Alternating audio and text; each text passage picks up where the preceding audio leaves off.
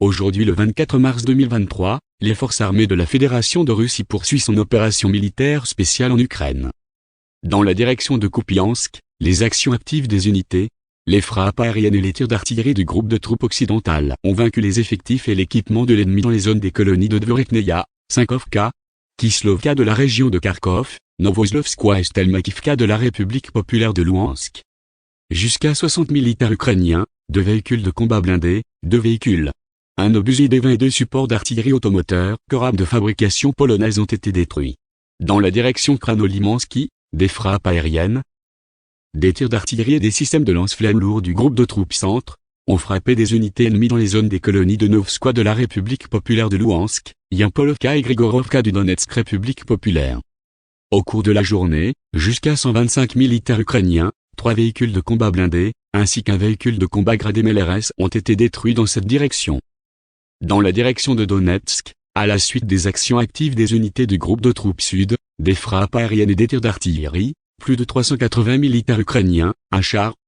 2 véhicules de combat d'infanterie, 10 véhicules, un pick-up camion et 2 obusiers automoteurs Vuzdika ont été détruits en une journée. Dans les directions Sud-Donetsk et Zaporijia, les frappes de l'aviation opérationnelle et tactique et de l'armée, les tirs d'artillerie du groupe de troupes Vostok ont vaincu les unités des forces armées ukrainiennes dans les zones des colonies du Gleda, Novomikhaïlovka de la République populaire de Donetsk, Lugovskoye et Sherbaki de la région de Zaporozhye. Les pertes ennemies dans ces zones par jour se sont élevées à plus de 40 militaires ukrainiens, 2 camionnettes, un obusier D-30 et une monture d'artillerie automotrice corab de fabrication polonaise. Dans la direction de Kherson, jusqu'à 40 militaires ukrainiens, 2 véhicules, un obusier automoteur Vuzdika et un système d'artillerie M777 de fabrication américaine ont été détruits en une journée à la suite de tirs ennemis. L'aviation opérationnelle et tactique et militaire, les forces de missiles et l'artillerie du groupe de troupes des forces armées de la Fédération de Russie ont vaincu 87 unités d'artillerie des forces armées ukrainiennes sur des positions de tir, des effectifs et du matériel dans 109 districts. Un hangar avec des véhicules aériens sans pilote des forces armées ukrainiennes a été détruit dans la zone de la colonie de Sukhaliman dans la région d'Odessa. Dans la zone de la colonie de Konstantinovka de la République populaire de Donetsk, un dépôt de munitions des unités de mercenaires de la Légion étrangère a été détruit.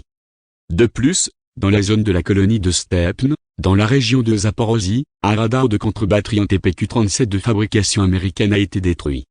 Au cours de la journée, les systèmes de défense aérienne ont intercepté 3 roquettes du système de lance-roquettes multiple IMAR. En outre, 18 véhicules aériens sans pilote ukrainiens ont été abattus dans les zones des colonies de Dvoreknoye, région de Kharkiv, Golikovo, Chervonopovka, République populaire de Louhansk, Slavne, Novoandrivka, Volnovaka, Nikolskoye et Alexandrovka, République populaire de Donetsk.